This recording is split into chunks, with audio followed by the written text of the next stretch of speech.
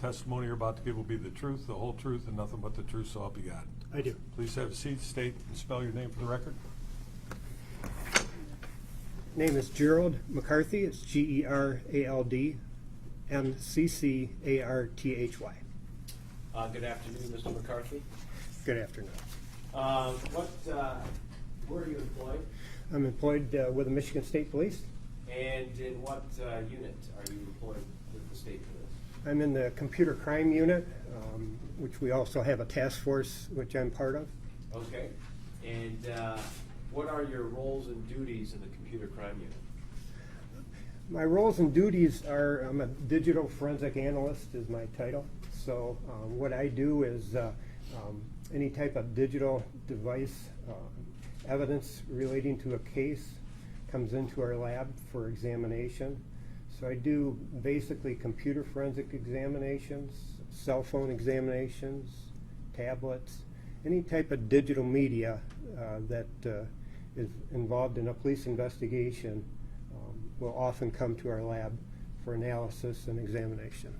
And how long have you been working in that capacity with the Michigan State Police? I've been with the Michigan State Police for about 8 years now, and I did this type of work prior to that. Okay. So this isn't, I mean, you've been doing this longer than 8 years, I guess. I have, yes. I was a police officer for the city of Kentwood for 26 years, and I was a detective at Kentwood for approximately 12 years, and I was doing computer forensics for the Kentwood Police Department and assisting area departments before the state police came to the West Michigan area and created their lab in Grand Rapids. Now, well, give me 1 second. Mr. Johnson, I'll go through the list. I will stipulate to Mr. McCarthy's qualifications. Thank you. Your Honor, I move to admit Mr. McCarthy as an expert in computer forensic science. Okay, he'll be allowed to testify as an expert in that field. Now, you've testified in court before on this subject, is that correct? Yes, sir, I have. About how many times? I've testified a number of times in both district court, circuit court, federal court, and federal cases. I've testified in the state of Michigan and the state of Iowa. Several dozen times I've testified as an expert in computer forensics. And before we get to some of the details of your work in these investigations, can you maybe describe for the jury some of the process that goes into what you do? Sure. For example, when a computer comes into us, we do several different things. We first examine it. We read the police reports so we know what the investigation is about.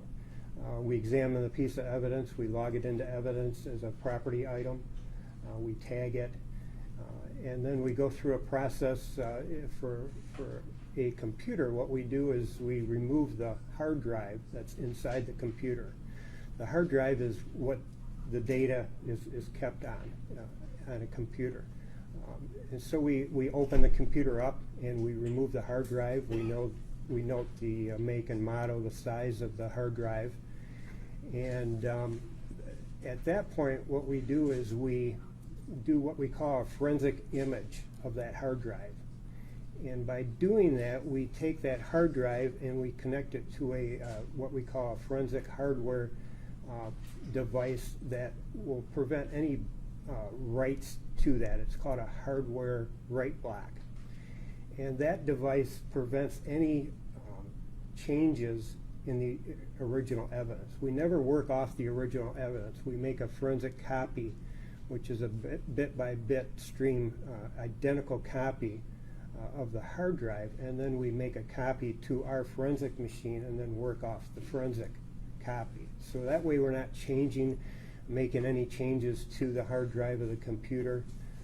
When you boot a Windows operating system, you make several thousand changes just by booting the Windows system up, by changing the dates and times and different programs that are on the system. So we don't want to change anything. We want to look at the hard drive on a computer exactly like it was when it came into us. So we work off the forensic image. Now, is technology such, and I guess do you have access to this technology, that even if individuals delete something off of their hard drive or system, that you have the capacity and the capability to potentially retrieve that? Yes, so we've got forensic tools, forensic software that can recover deleted items. It depends on how long ago the item was deleted and if it was written over. A lot of storage devices are very large, and they will keep things in what we call unallocated space that is just waiting for it to be written over with new information. So our tools and our software does allow us to recover certain items that have been deleted. And it depends if they're in the recycle bin or if they've been removed from the recycle bin itself. Now, the way that, I guess, information that you look for, obviously you look for images in certain cases, but also do computers, as part of their operating system, also implant other data that is of interest to you, whether it be dates and times or anything like that, outside of the images that you might be looking for themselves? Are there other things that computers imprint, if you will, that is of importance to your work? Yes, and it depends obviously on the investigation. Images and videos a lot of times have what we call metadata embedded into them, where we can get a date and time, possibly some camera information off an image or a video that is embedded by the camera itself. So there's a lot of internal information of files inside a computer, very similar with Microsoft Word products, Office, where you create a Word document, you save it. It's going to embed certain things in there. The author of the Word document. So there's different things that we can gather. We can look at internet history. We can look at folder and structures and subfolders and dates and times.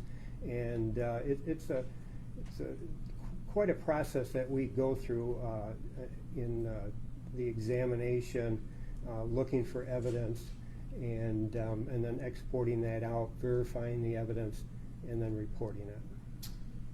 All right. Let's talk a little bit about the work you did in this investigation. In particular, were you part of, or were you out with with law enforcement the day that the search warrant was executed at the defendant's house, 1842 South Sheridan? Yes, sir, I was.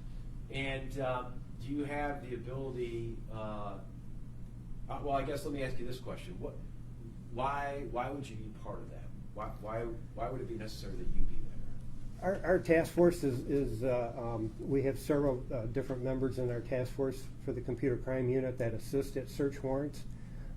We do quite a few search warrants, and we assist other departments in their search warrants. And that process is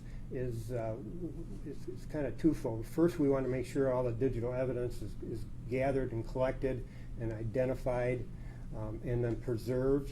And we also do previews at the scene of search warrants to take a look.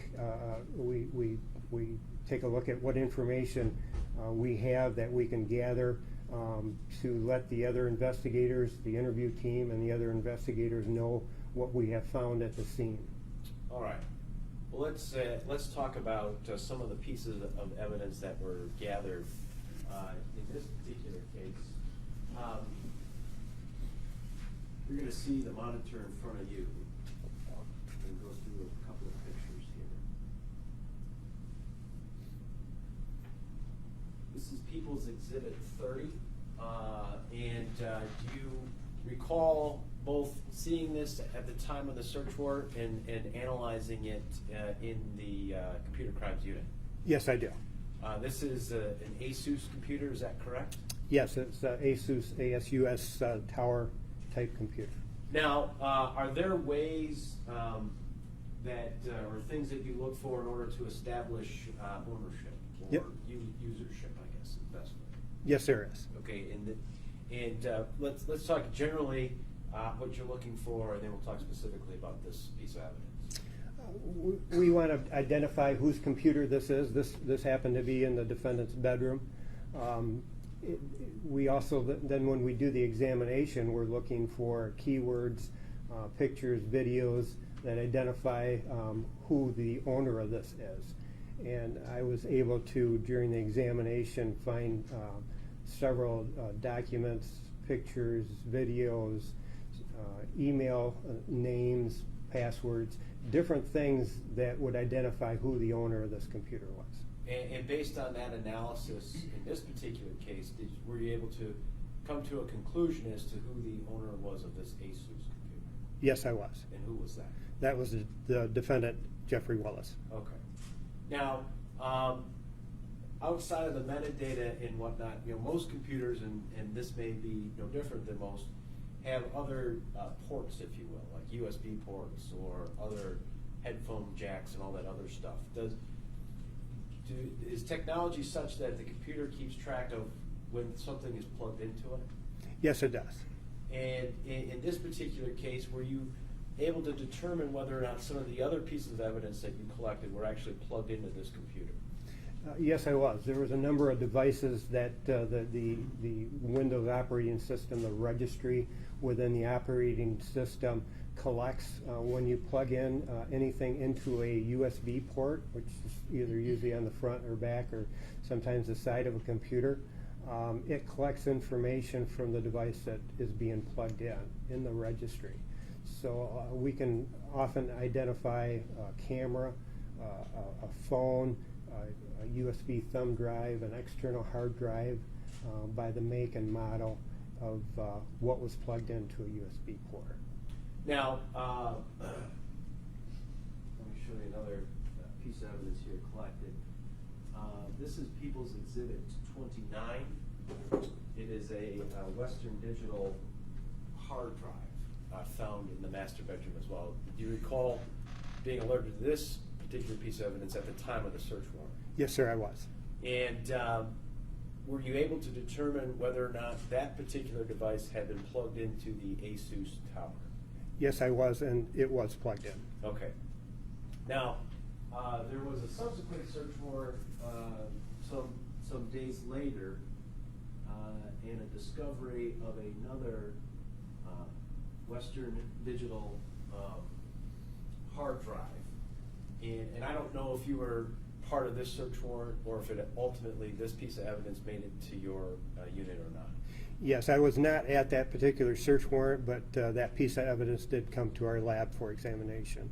And sir, this was a second and separate Western Digital hard drive, is that correct? Yes, it was almost the same. It was a Western Digital My Passport, 1 terabyte in size, external hard drive.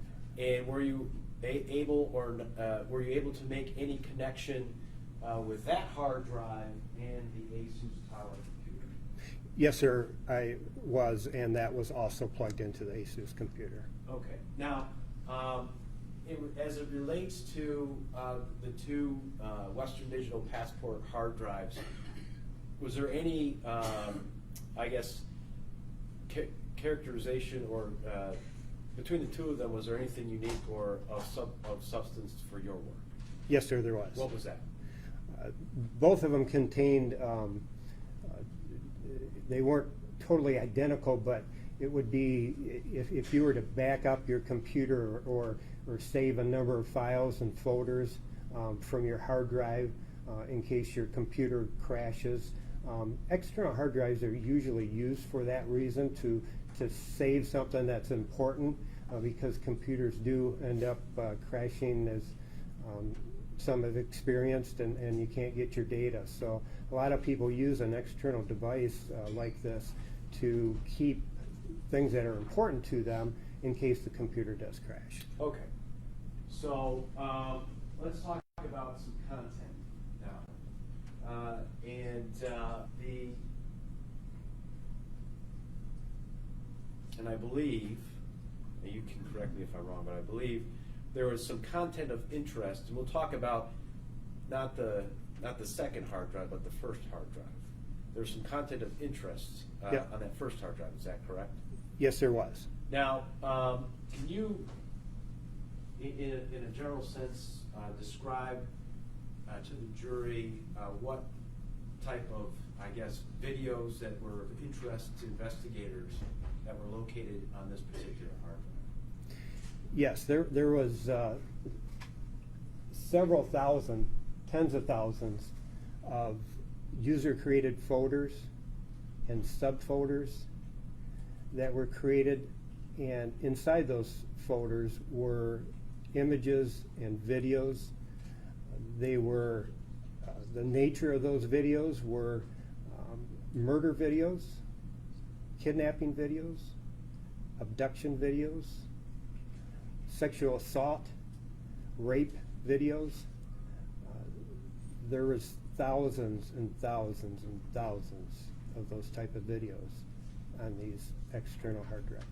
Now, is that something, sir, that you can just, I mean, look, I guess the best way to ask this question of you is, how does one find these types of videos? Because I'm assuming, based on your experience and your work, it's not. This is not your what I would classify as your typical porn video. Is that accurate? That is correct. There was a large amount of pornography on those external hard drives, but this collection was the largest I've ever seen of murder, kidnapping, abduction, sexual assault that were extremely graphic videos that had been saved onto these devices. And where does one find that? Most of them are available on websites, internet websites where you can go to. In this case, I was able to look at internet history on the computer and some saved web pages that showed a number of websites that had been visited several times.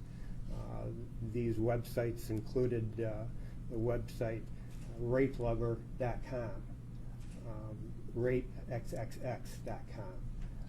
There was a heavy/r.com website. And those websites I've run across before. Another one is called gore.com. And they host and keep on their website a lot of these type of videos that show actual murders. Some are staged murders. They show kidnappings, abductions. They're very graphic and gruesome videos that you can download to your computer if you want to. Now, obviously, you indicated, I think, in some of your initial testimony that as part of your responsibility, you read through the police reports and kind of get a general sense of the investigation and what investigators are working on. That is correct. And did you do that in these cases? In other words, did you get an idea of what investigators were working on? Yes, sir, I did. We had a briefing prior to the search warrant at the defendant's house with a number of different departments that were working on this case, and they briefed us to the information relating to Jeffrey Willis and some of the information and case facts involved in the cases that they were working. So, and Mr. McCarthy, you talk about thousands and thousands of these videos. Part of your responsibility to look through all that. It is, yes. And in this particular case, did you view just about or all the videos contained in these folders? I did. I viewed all the videos, all the images. There were a number of stories that were saved onto this drive that I read through, and it took several hours. There was literally tens of thousands and over 100,000 images of both between pornographic images and videos, murder videos, dead people, abduction, kidnapping was the general theme. Now, going back to the monitor in front of you, in your view of those videos, were you made aware of some of the things that investigators discovered in the search of the defendant's van? Yes, I was. And as you saw, and I'm showing you, this is People's Exhibit 20, in the videos that you were able to observe, sir, did you see items such as these in those videos? I did. All those items in this particular picture were seen in those videos. There were several of these rapes, abductions, and murders that involved restraining the female, and they involved the use of handcuffs, ropes, chains, and that hook-type instrument you see was even involved in a sexual assault in one of the videos, where that was placed inside the victim as she was sexually assaulted. The People's Exhibit 21, this ball game, was that part of some of the videos that you observed?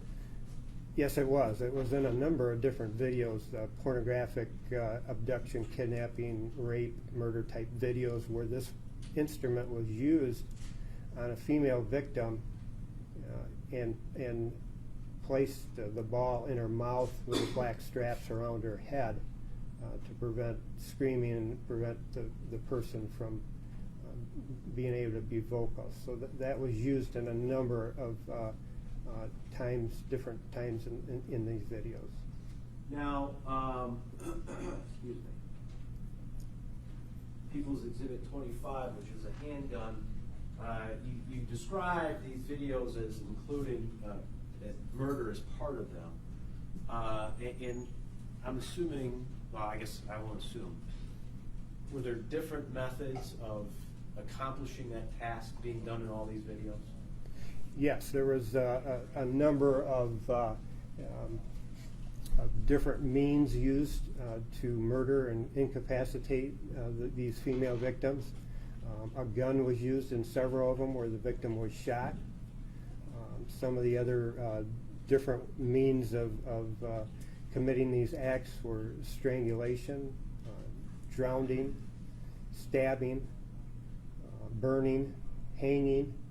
There's a number of them where the suspect used a plastic bag and suffocated the victim by putting the bag over their head and tying tape around the neck, and you would see the victim grasping for air until that female passed away. Now, you had indicated in part of your direct testimony here that you discovered, or you were able to discover, along with these abduction, torture, rape, kill videos, also some, what I guess we'll describe as your garden variety pornography. Is that safe to say? Yes, there was a large collection of adult and child pornography that had been saved. Mr. Willis went, his collection was so large on these devices that he categorized and titled his folders on the different means of murder. So he had a subfolder, a user-created subfolder. I'm going to object. This response is not responsive to the question. I believe counsel asked if there was garden variety pornography on this description is not responsive to that question. Okay. Just, I guess, let's answer that question The first. objection will be sustained. Let's scratch the answer from the jury. At this point, jury will ignore the answer, and you can start over. I'll start over. Let's start with the basic question, and I think you kind of answered that in the first part of your answer, where we've got what you've described as the abduction, torture, rape, kill, pornography, and what I've classified as, for lack of a better way to describe it, garden variety, or what we would think of as adult pornography. And there was some of that as well. There was, yes, sir. Now, so I have two questions for you, and I'll jump back to I think the answer you were trying to give. But my first question is, if you were to, I guess, compare the amounts. In other words, are we talking about equal amounts? Are we talking about more of the adult pornography versus the kill pornography? How would you, based on the fact that you observed all this, how would you classify it? The majority of it was murder, kidnap, abduction videos.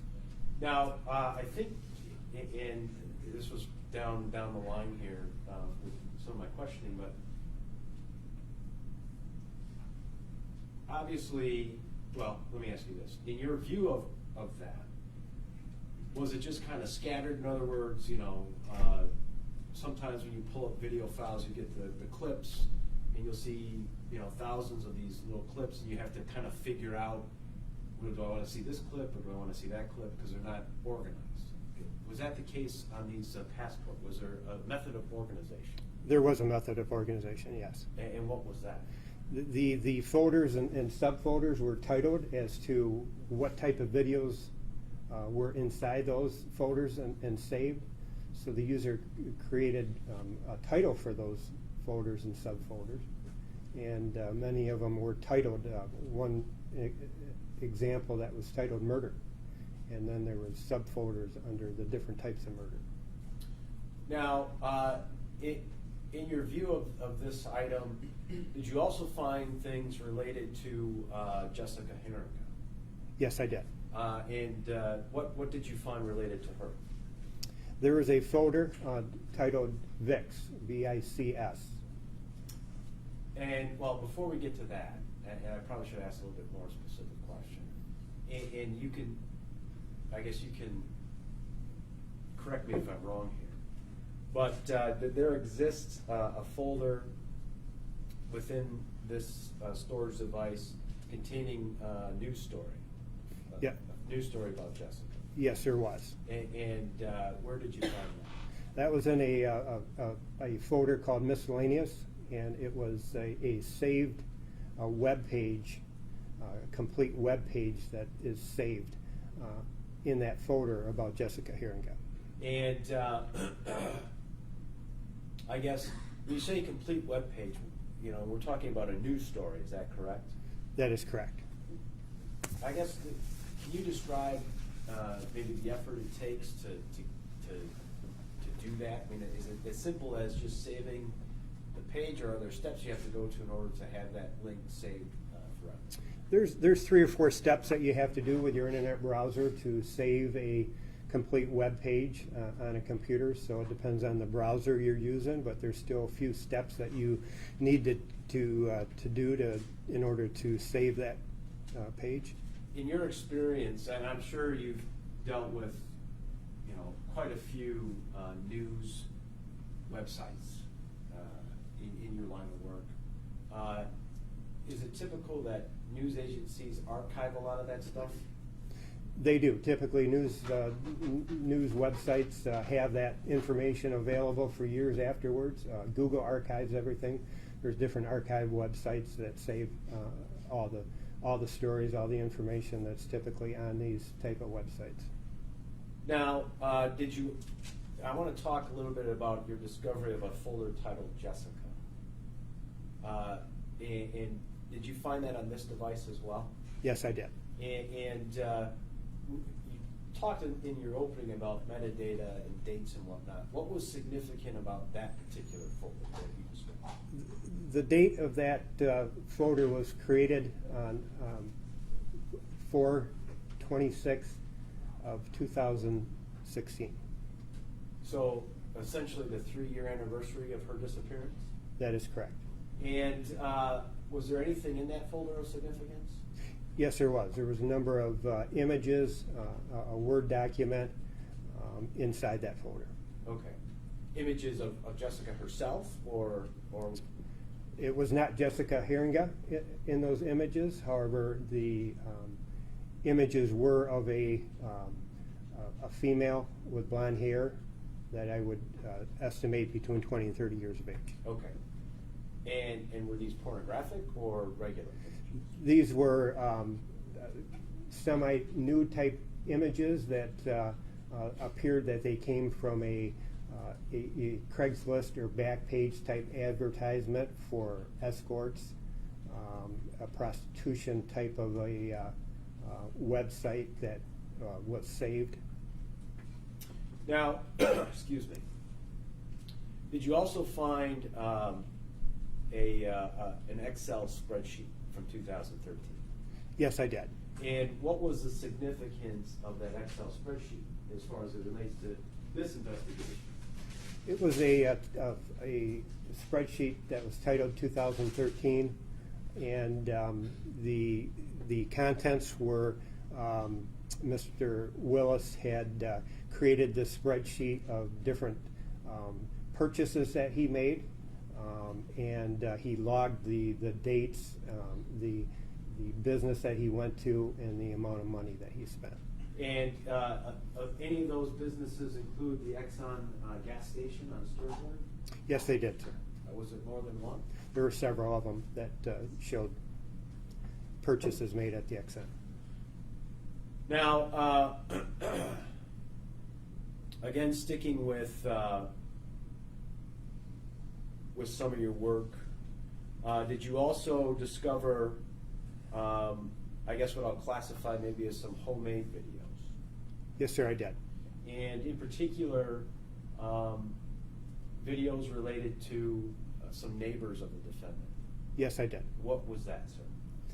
There was a folder titled Homemade, and inside that folder were several videos that showed the first house to the south of Mr. Willis and showed the people that were living there.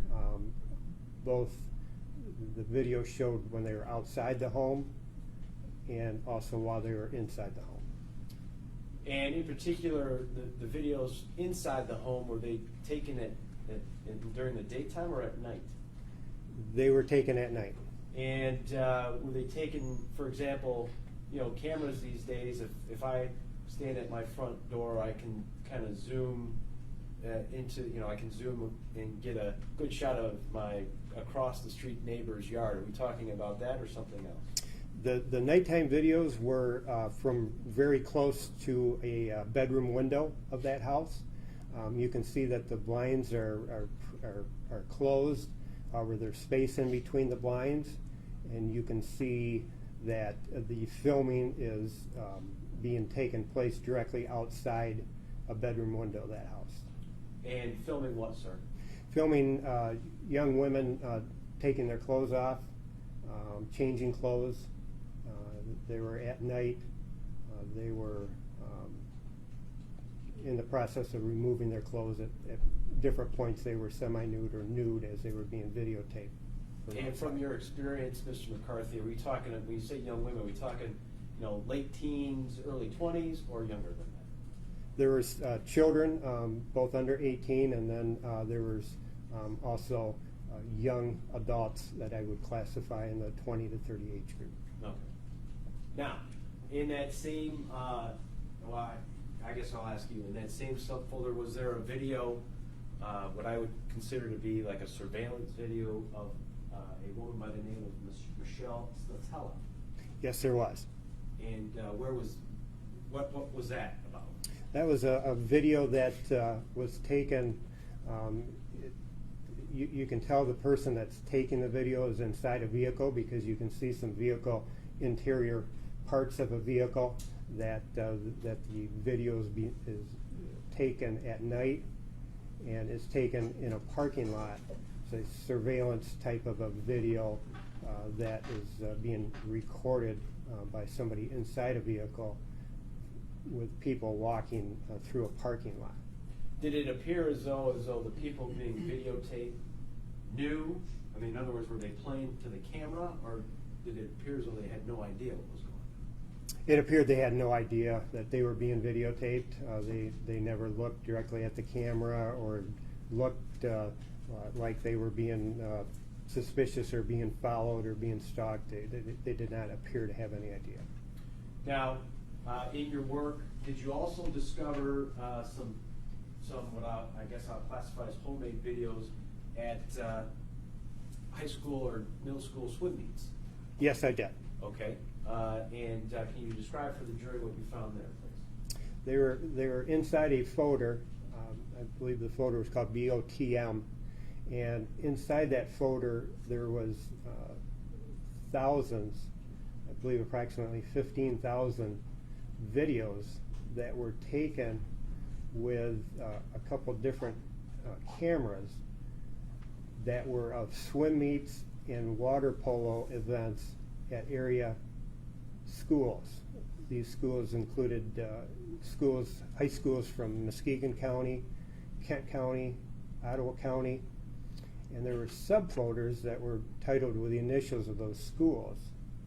So it was obviously different matches of swim meets and water polo events of one school versus another.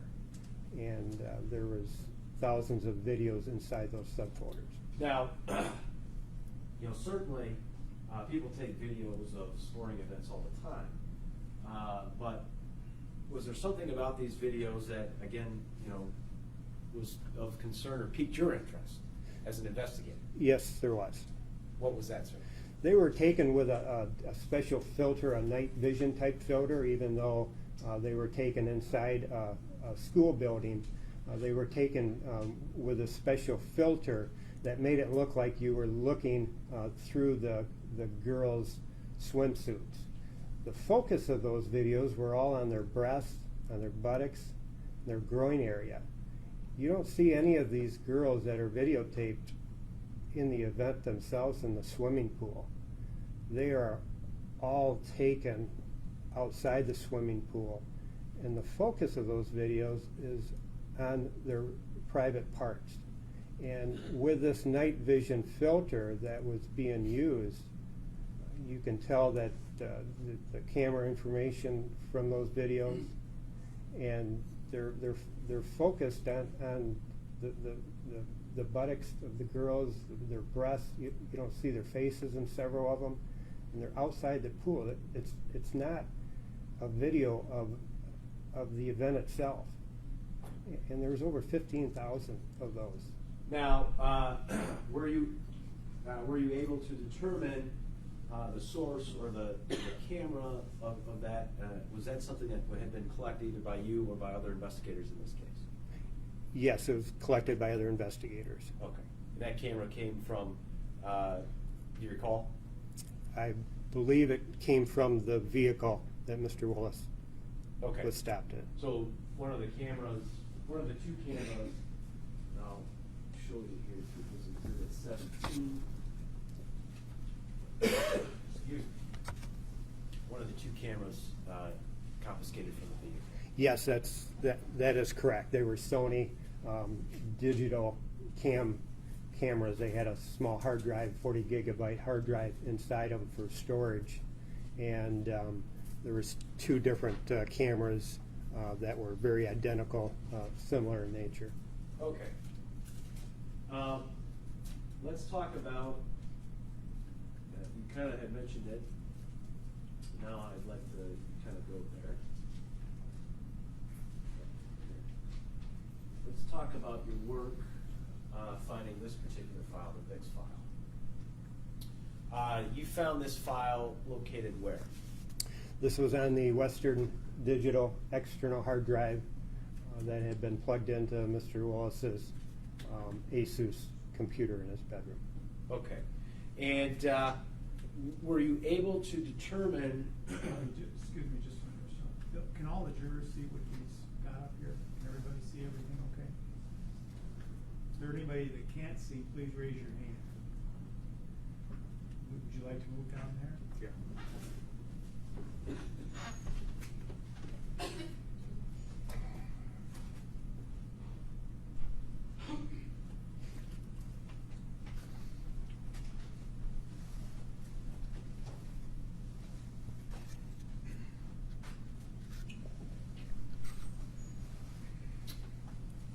Okay. I'm sorry, go ahead. No, that's okay. No, I forgot to let everybody know, so I apologize. Okay, this VIX folder, were you able to determine when the actual folder was created.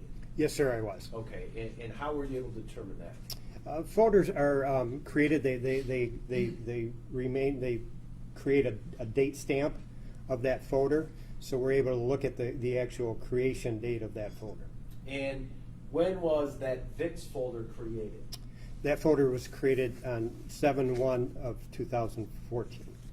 And again, I know you're familiar with dates on all these investigations. That date was significant to which investigation? That was closest to which investigation? that was significant to the Rebecca Bletch investigation. So that was what, a day or two after her death? That is correct. Now, within that VIX folder, what did you find? There was two subfolders inside the actual VICS folder. Those subfolders, as you can see in the slide, there's actually three subfolders. Excuse me. The first one is the JLH parentheses DZ13. The second folder you see is the RSB parentheses FZ plus C14, and then the third folder is called scans, SCANS.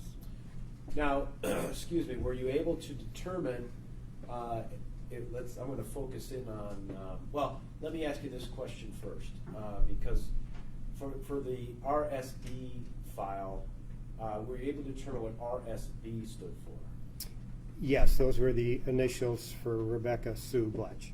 And at some point in time, did you try to figure out what the code or whatever that is in those parentheses, what that was all about?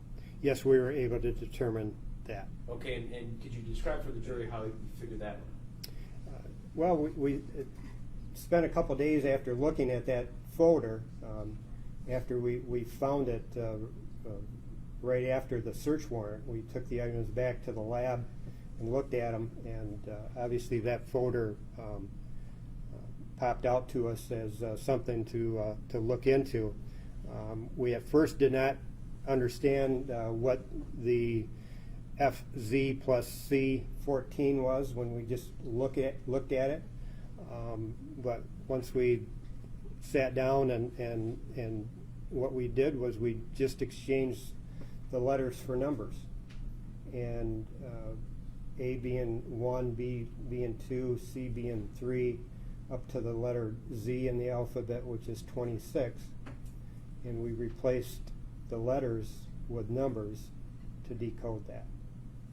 And so in the Rebecca Bletch folder, then FZ plus C14, what does that stand for?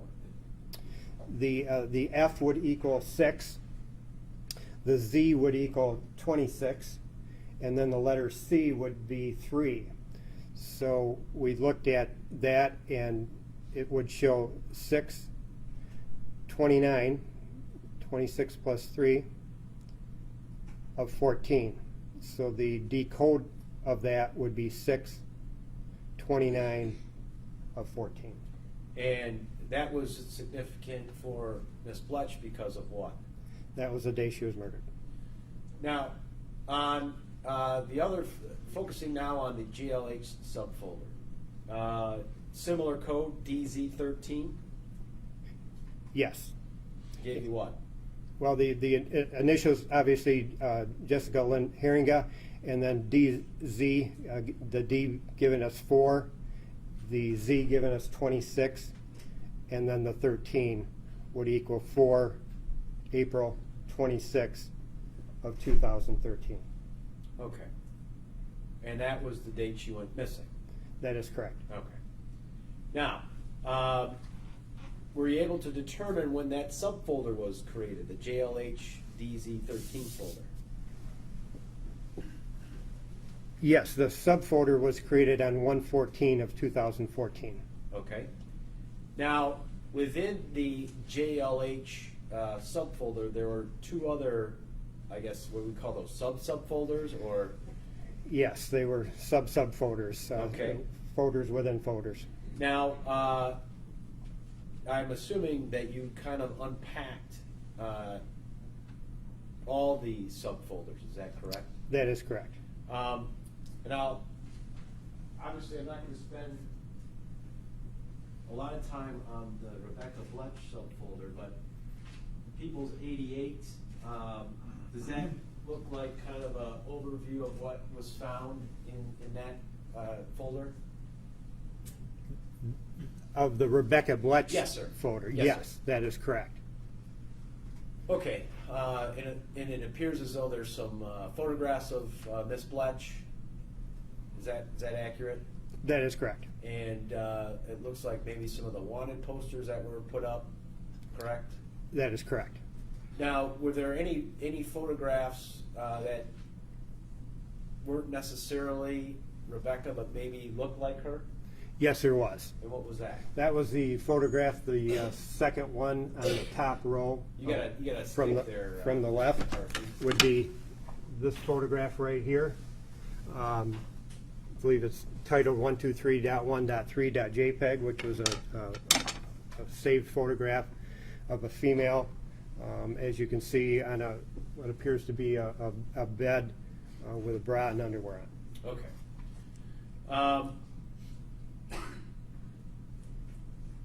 When you, all right, People's 89, what are we looking at in this slide? This would be one of the subfolders that were created by the user within the original JLHDZ13 folder. So this is a subfolder titled JLH, and those are two files that were saved inside that subfolder. Now, were the images of Miss Heeringa or not? They were not. But could you describe, because I'll be honest with you, Mr. McCarthy, I did not include anything pornographic in my slide presentation. Can you describe, I guess, what the female, if it is a female, in these images looks like and what's happening?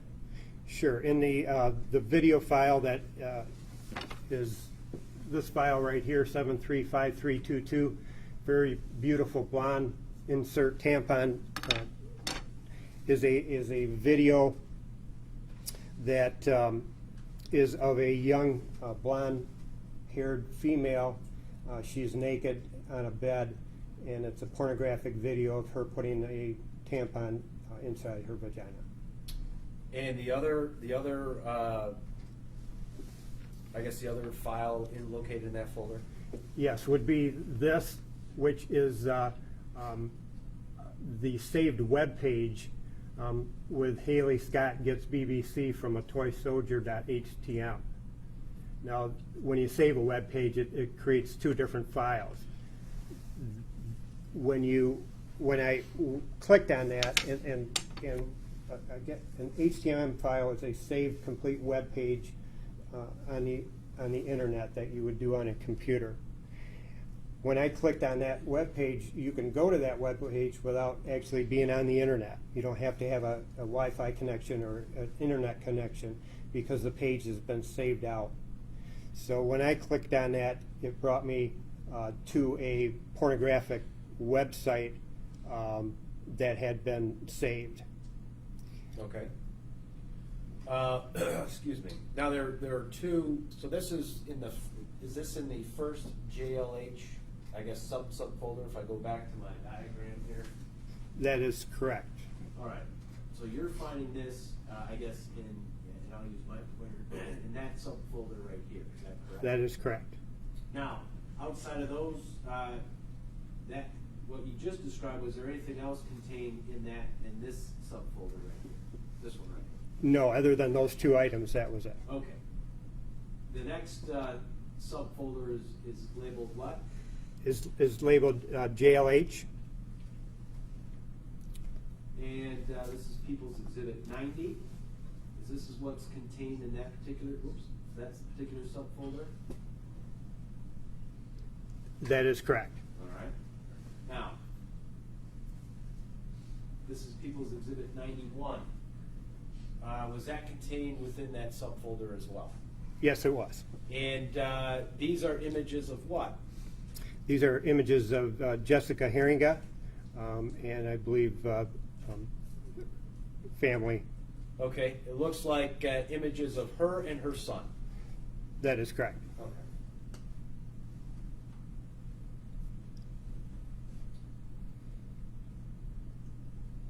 And I guess there's I don't know if this was a collage, a picture collage, but it looks like this was pulled off of Facebook, is that? Yes, from the description at the bottom there, the www.facebook.com, find Jessica Heeringa would be saved if you took a screenshot of that Facebook page. Okay. Exhibit 92, did you also find this in that subfolder? Yes, this was another saved image file that was saved as an image in that subfolder. Okay. People's Exhibit 93. What are we looking at here? This was another image that was saved in that subfolder, that was saved in the root directory of the VIX folder and the subdirectory of JLH. Okay. Exhibit 94. Yes, that is another saved image of Jessica that was in that subfolder. Okay. People's Exhibit or Proposed Exhibit 95. Again, an additional image that was saved in that subfolder of Jessica Heeringa. All right. People's Exhibit 96. Yes, this was saved as a, believed it was a PDF file that was saved in that subfolder, and it is the missing kidnapped flyers for Jessica Heeringa that were saved within that subfolder. Okay. People's Exhibit 97. Yes, that is another image of Jessica Heeringa saved within that subfolder. Okay.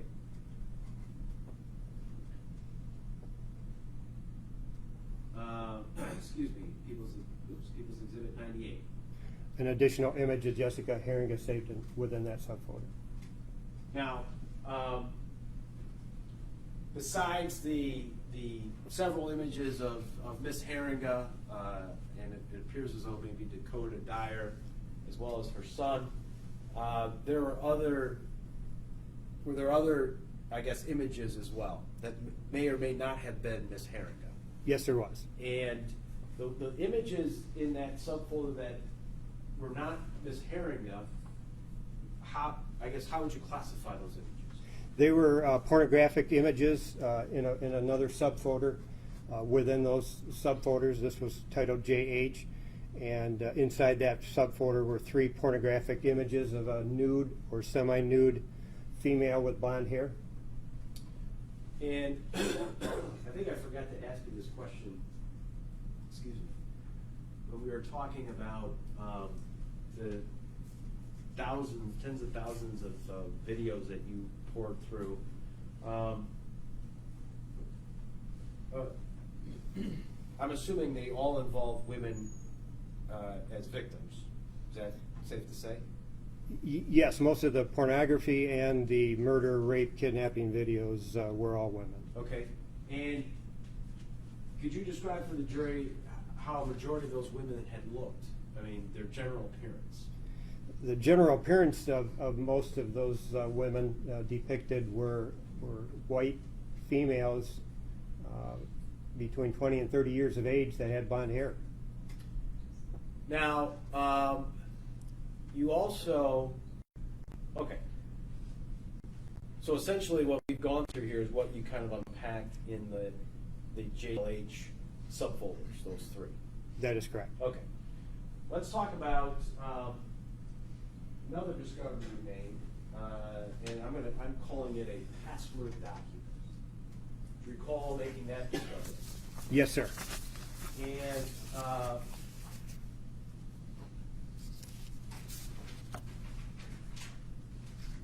So let me ask you this question.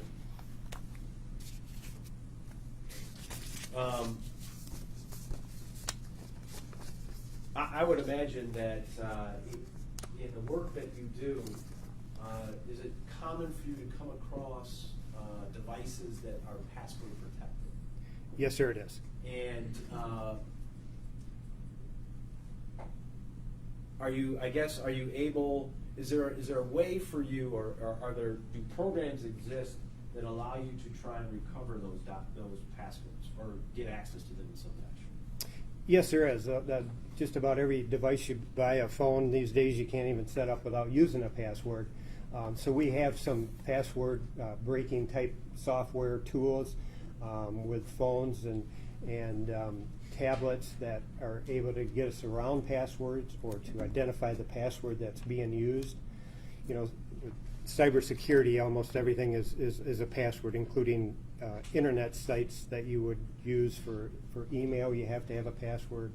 For a banking account, you have to have a password.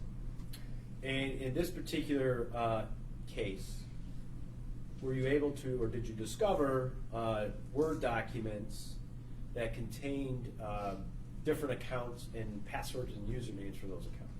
Yes, sir, I did. Now, all right, let's start with People's Exhibit 185.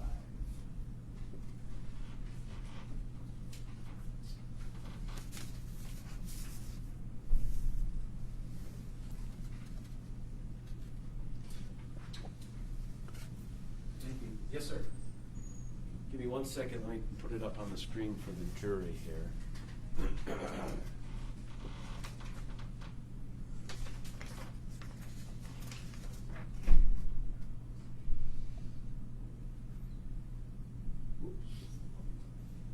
There. Okay. What are we looking at here in People's Exhibit 185? This was a password document that was saved on the digital media that I examined. It was titled Willis, all in capital letters, W-I-L-L-I-S, and it was a word processing document. It ends in WPS, which is similar to a Microsoft Word document, an older style of word processing document that you would use on your computer to save a document. Okay. And as you went through this particular document, did it appear to be, I mean, as you can see, some bank account, anything else? It was a 3-page document. If you scroll down, you'll see several additional usernames and passwords. Several of them have Jeff Willis's name in them. And then assorted passwords for different banking accounts, different websites like eBay, PayPal, Walmart, email accounts for Yahoo, Hotmail, work username and password. There's a number of different account names and passwords. Now, were you, I guess, were you able to, based on some of the other things, equate this to be something that the defendant had created? Yes, this was created by Mr. Willis, and it was saved on the digital media that was in his possession in his bedroom. All right. Now, did you discover a second and separate password document? Yes, I did. And what was the, I guess, what was the date of creation of that document? The second document was called passwords1.doc, and that was created in 2015. Okay. Do some fancy rinsing. Based on your review of the two documents, what of significance did you discover? Well, the first one was created, the Willis document was the first one that was created, and that was in 2010. The second one was created in 2015, and several of the accounts were the same accounts. However, the passwords had been changed in a number of them. Okay. let's start with the Fifth Third Bank account.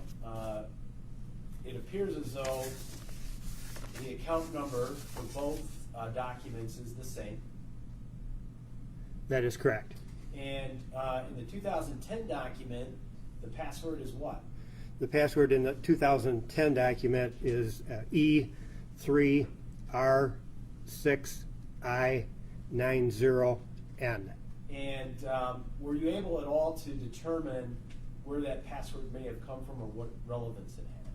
Yes, I was. And what did you discover? That was if you take the letters and the numbers out, that would equate to Mr. Willis's daughter's first name and birth date. Okay. So First name Aaron, birth date of 3/6/90. That is correct. Okay. Let's switch over to the 2015 document, same account. The password changes. What does it change to? That is correct. The password changed to J4L27H13. And did the initials JLH have some significance for you?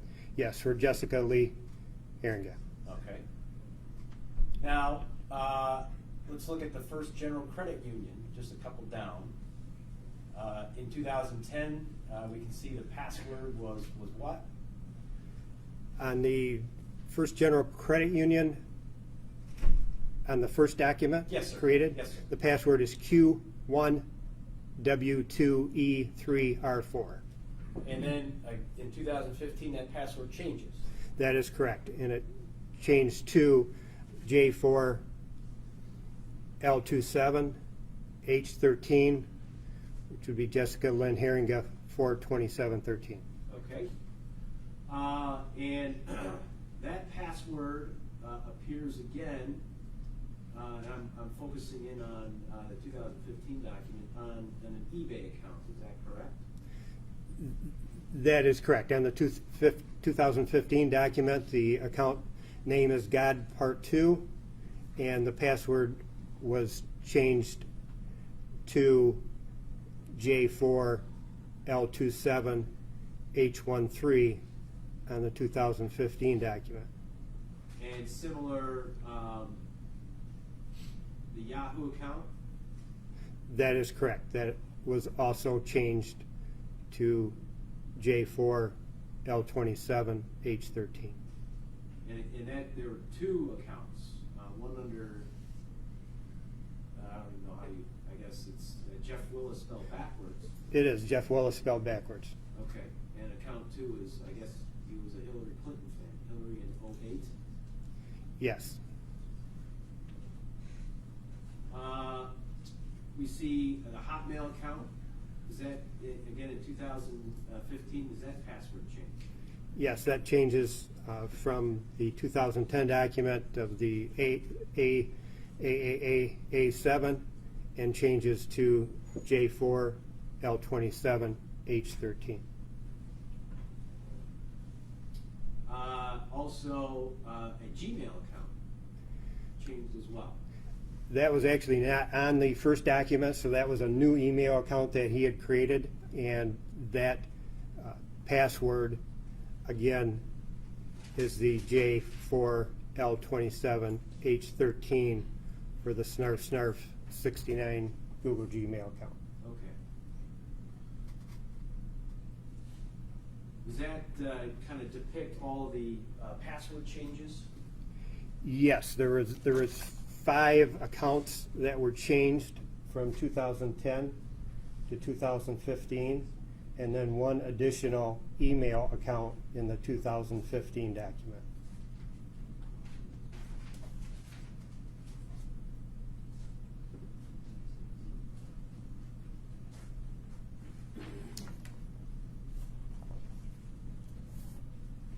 Thank you, Mr. Wilson. Yes, sir. All right. You've got 185 in front of you. This is 186. Do both of those documents reflect your the testimony you just gave on the 2 password documents that you discovered? Yes, they do. Okay. Give me 1 second here, Mr. McCarthy.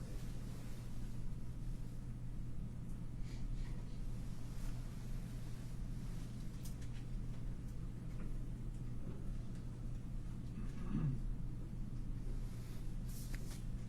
Your Honor, I would first move for the admission of exhibits 87 through 98.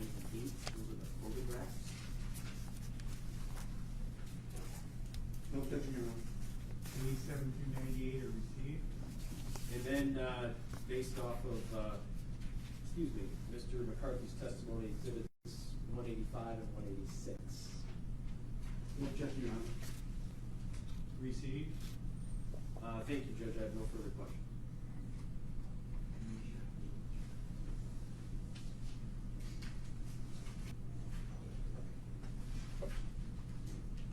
The Detective McCarthy?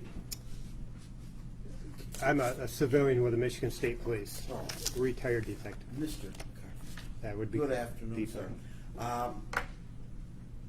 You've just spent more than an hour testifying as to the results of your investigation, some of the stuff that you found yourself during a search warrant, some more materials that were provided to you that you reviewed and testified to this afternoon. Is that correct? Yes, sir, that's correct. And you testified to photographs, videos, passwords, files, notes. And my question is this. As they pertain to Jessica Heeringa, did you find any photograph, note, password, file, or any other material created and placed on my client's computer prior to April 26, 2013, when Ms. Heeringa started to appear on TV? I did not know. Okay. So everything that you found in regards to Ms. Heeringa came after the posters went up, the Facebook postings, and the television and news coverage. Is that correct? That is correct. Okay. You mentioned way back when we first started this, Mr. McCarthy, and I don't know if you'll need it or not, back at the prelim, and I believe was in this matter, you mentioned that you found several hundred videos of this type of rape, kill porn that you were talking about. Do you recall saying that? Yes. Okay. But today you've testified to tens of thousands.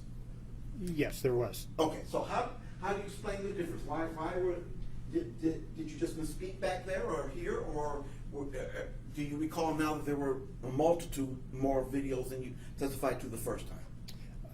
I guess it depends on the device I was testifying to. Okay. As far as some of the devices had, an example, a thumb drive just had 2 or 3 videos. Other devices, his computer had maybe 100. Pertaining to the Western Digital external hard drive, there was tens of thousands. Were you able to definitively identify Jessica Heeringa on any of the rape, kill videos that you described? No, sir, I was not. Were you able to definitively identify Jessica Heeringa on any of the homemade videos, the videos at the gym, the videos of the pool, the video of the neighbors, the video of the Shanatola? Were any of those folks positively identified as Ms. Heeringa? No, they were not.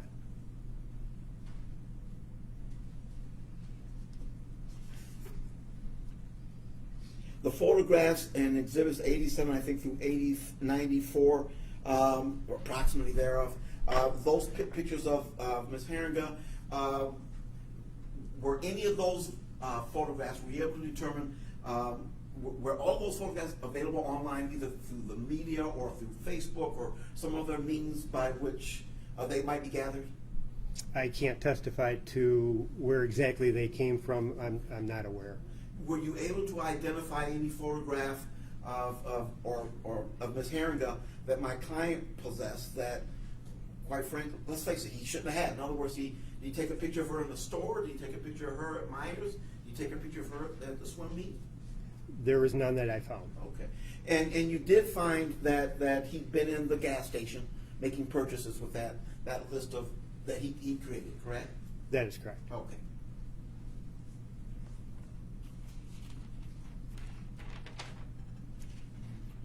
We talked about notes and photographs and files and that sort of thing, but as far as Ms. Heeringa is concerned, were there any letters or writings or notations that on those computers created by any person prior to Ms. Heeringa becoming the person she's on TV and video and whatnot, TV and radio and in the news, I should say? There were saved stories, but they didn't pertain to Miss Heeringa. Okay.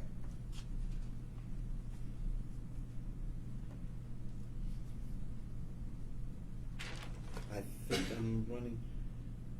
Let's see.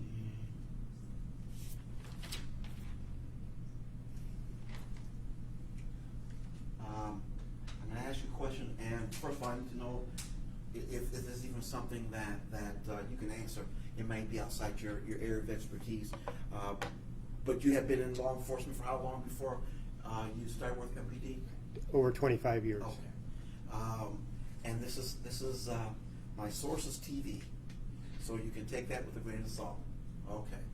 Whenever they show these things on TV, these killer situations, or not whatever, but a lot of times they'll mention that the person they suspect kept trophies. Do you know what I'm talking about? Yes, sir. Okay.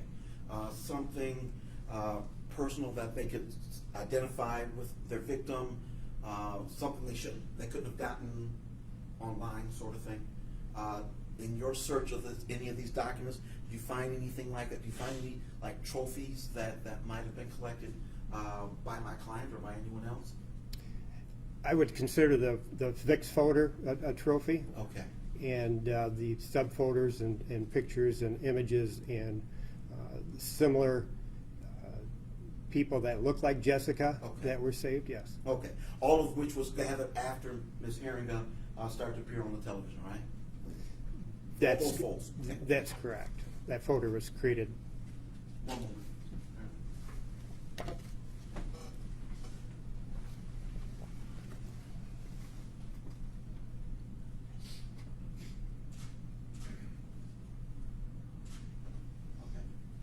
You mentioned and I think it was the stuff of interest in this particular case, the porn, the kiddie porn, the VIX files, all that stuff. Was that all that was on that computer, or was there other matters of personal interest, such as my client's family or his dog or that sort of thing? Did you find any of that stuff? On his computer, there was images, videos of Mr. Willis, his wife, his child. Yes. Thank you. One moment.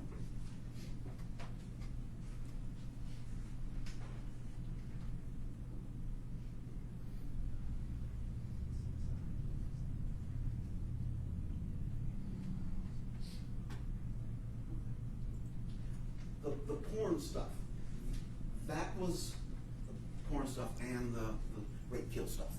That was all on the separated hard drive? They were on a couple of the external hard drives, Okay. those My Passports, and then a Kingston thumb drive. Okay. The ASUS itself, the tower computer, was any of that stuff on there? I believe one of the password documents was also on there, but the porn was not. Okay. Thank you, Mr. McCarthy. I appreciate it. You're Just welcome. a couple follow-up here, Judge. But those two passport hard drives have been plugged into the ASUS computer.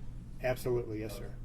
And the one thing that maybe you answered this and maybe you didn't, but I just want to make sure, you've been doing this for a while, this computer analyzing kind of stuff, and I'm sure you've come across a lot of different passwords and whatnot through that experience. Is that accurate? Yes, it is. In your opinion, in your experience, when you've come across passwords, have they been just insignificant, or do they carry some significance? No, they carry some significant. People usually have so many passwords they have to remember it by something. An example of this would be your firstborn child's date of birth, or your child's name, something that is significant to you so you can remember. So many things are password protected these days, and most of the time we can after we either recover the password or sometimes even guess the password, it ends maybe in the last 6 numbers of that person's social security number, maybe the last 6 numbers of cell phone number, 4-digit number of their address, or 6-digit number of their address, something that meant something to that person so you can remember it when it comes to passwords, just because of all the different banking sites, the internet sites, the email addresses, phones, tablets, all demand passwords these days, and they have to be something that you can remember them by. Great. Thank you, sir. I have no further questions, Judge. One moment, please. Okay.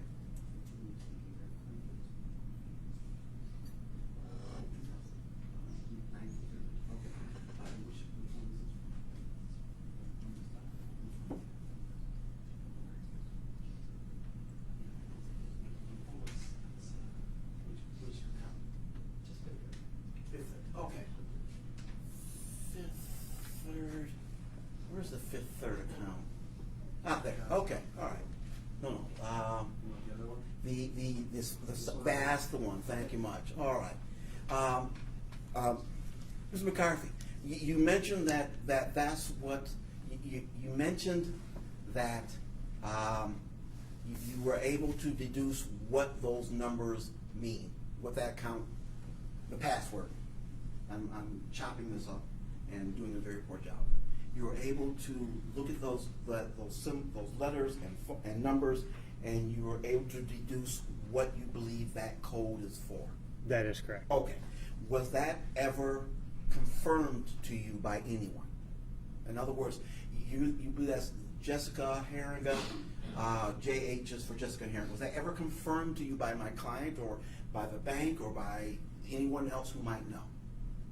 They were not confirmed to me by the bank or your client. Okay. Would you take a look up there at the J412, was it J4L? It's a small L, yes. 27H13. Okay? J could stand for Jessica, correct? Yes, But it might also stand for Jeff. it could, yes. Correct? If my client has 4 brothers, that would stand for the 4. That could stand for 4, correct? It could, yes. Okay. 27, do you know how old my client's father was when my client was born? I do not. If my client's father was 27, then that 27 might stand for his age at the time of my client's birth, correct? It It might, okay. Might. The H is his grandfather's nickname is Ham, so Ham and H might stand for the Ham, correct? It could. It could. And the 13 is for 1913 for when Ham, the grandfather, was born, correct? I don't have any idea. Oh, I know you wouldn't know, but that would satisfy all the digital numbers and the letters that you've deduced means Jessica Heeringa, correct? I mean, that would satisfy all. I mean, it counts for all the numbers and If that letters. information is correct, that's the first time I heard Okay. that Oh, information. and I forgot. The small L is that L stands for. What is the L? Did you think L stands for? What did you deduce it stands? Lynn. Lynn. It might also stand for Lawrence, which was my client's father's name, correct? I don't know his father. Okay. You wouldn't know, but no one's confirmed your deduction. That's what I'm getting at, correct? Other than those letters and numbers mean something to me. Okay.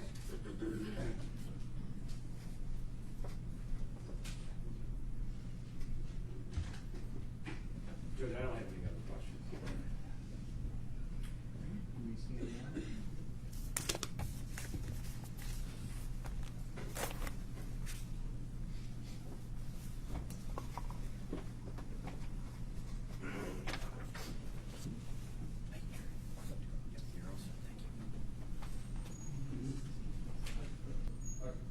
I wasn't sure if you were. Sure, it's Carlson. Okay. People of the state of Michigan call Clifford Barron to the stand. Please raise your right hand. Do you swear the testimony you're about to give will be the truth, the whole truth, and nothing but the truth, so help you God? Yes. Please have a seat. State and spell your name, please. My name is Clifford Barron, CLIFFORD BARON. Good afternoon, Mr. Barron. Hi. Where do you work, sir? Herman Miller. And back in 2013, were you working for Herman Miller? Yes. In what shift, sir? Third. Now, do you know a person by the name of Jeffrey Willis? I do. And how do you know the defendant? He was my high-low driver. So he worked the same shift as you? Yes. And same area? Yes. And was this true back in 2013? Yes.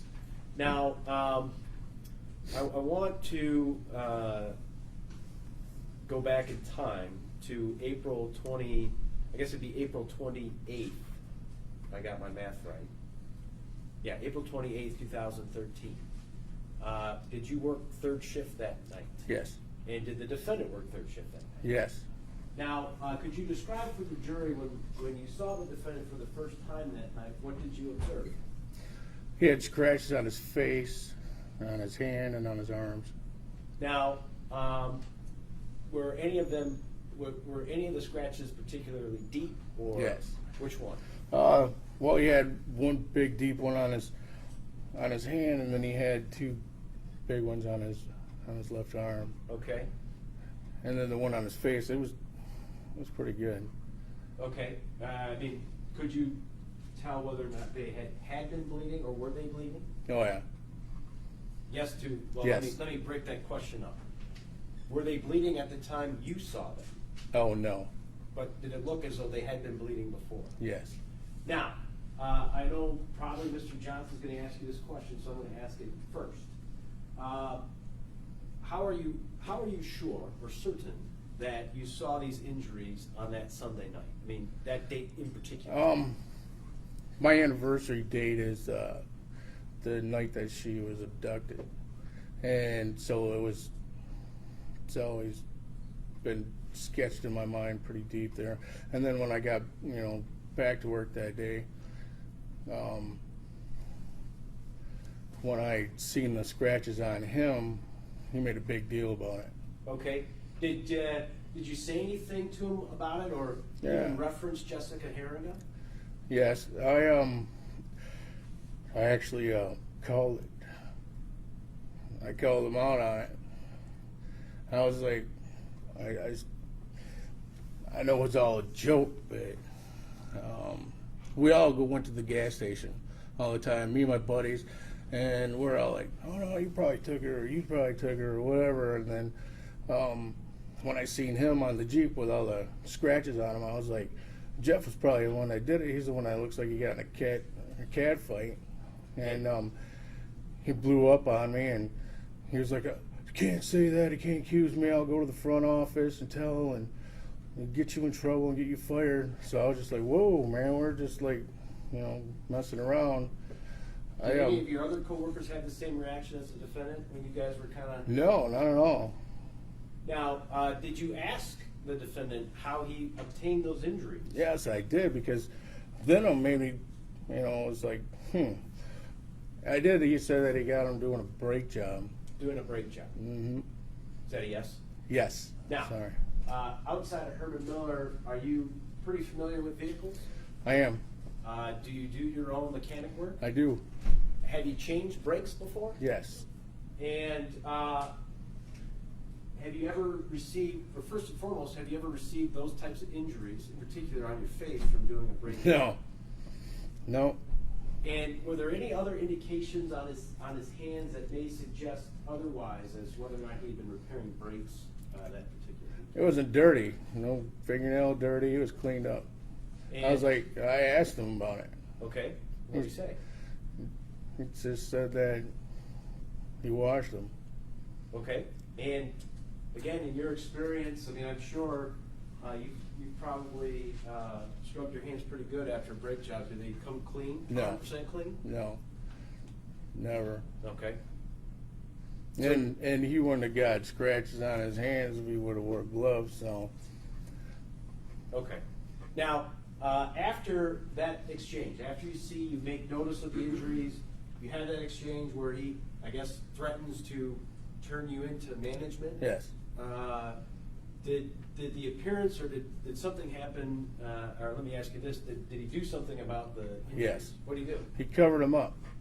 Okay, with what? Just that white gauze stuff with some tape. Okay. Was that same night or a different night? This is the same night. Okay. At some point in time, when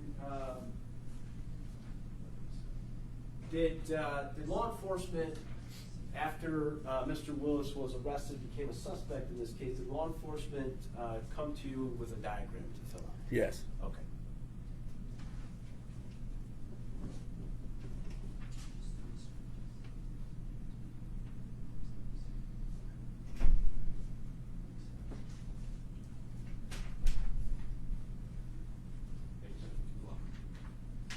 Handy with the marked as People's 187. All right, I'll ask you to look in the right-hand corner there, Mr. Barron. Is that your signature? Yes. And is that the date that you wrote your signature? Yes. And is that the diagram you filled out? Yes. Okay, thank you, sir. Just for the record, Mr. Barron, the person that we're talking about, and you made these observations, is that person in court? Sorry. I threw a lot at you. Let me slow that down just a little bit. The individual, Mr. Willis. Oh, yeah. That you observed the injuries on that Sunday night. Is he in court today? Yes. Could you point him out and describe what he's wearing, please? He's wearing a suit, blue suit, red tie. Your Honor, let the record reflect the witness as identified the defendant.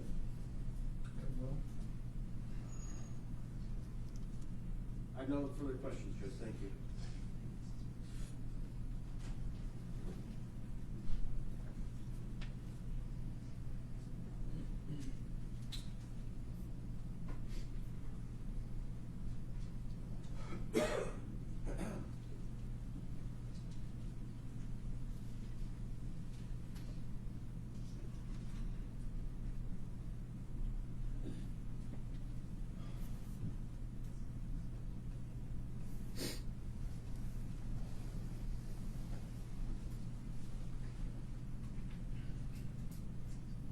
Good afternoon, Mr. Barron. Good afternoon. Okay, did we meet last time? Yeah. Last time, okay, all right. I'm Fred Johnson, I don't know if you remember. You mentioned that you noticed these scratches. Yes. Okay. And did you work with Mr. Willis the day before? Do you recall? No. No, you don't recall, or you didn't work with him? No, it was a Sunday. Okay, so you did not work with him the day before? No. This was the Monday? Sunday night. Sunday, that's what your third Yeah. shift, right? Right. Monday. Okay, Yeah. so the day before actually would have been Saturday? Right. Okay. So you didn't work with him the day before. Do you know how experienced Mr. Willis is in changing brakes or auto mechanics? He's not. Who else was working with you on this particular case? You talked about you were laughing with the guys about when you might have taken her or you might have taken her. Who are we talking about? My buddy Ray.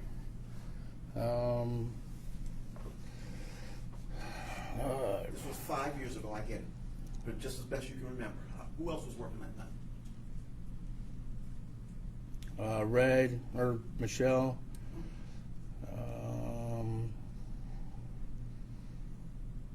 A guy named Al, Tony.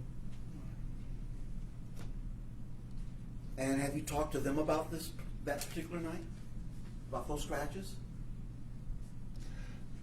No. How long after that night were you first contacted by law enforcement?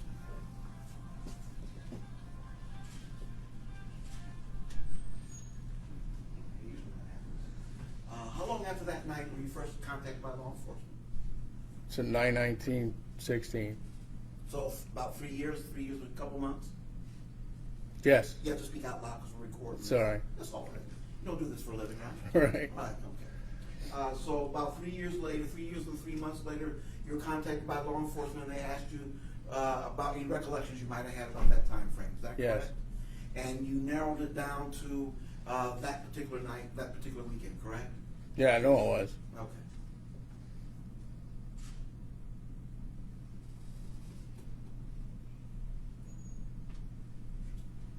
Do you remember what Mr. Willis was wearing that night? T-shirt. A t-shirt. Okay. And this was April? Yes. Okay. And is it warm in Heeringa Miller in April inside, working inside? Yeah, it is. Okay. Because it wasn't this year, right?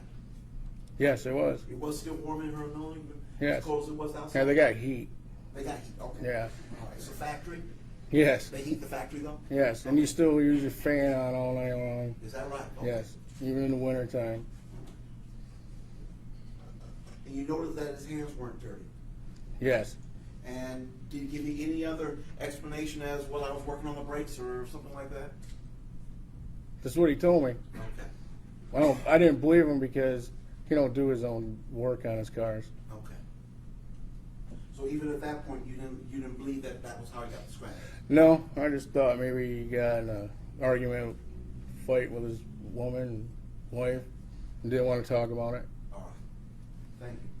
No further questions. I have nothing else, Judge. Thank you. You can stand down. It's probably a good time to take our afternoon break, so. Have your next witness ready in 10 minutes, if you would, please. Yes, sir. All done? You're all set.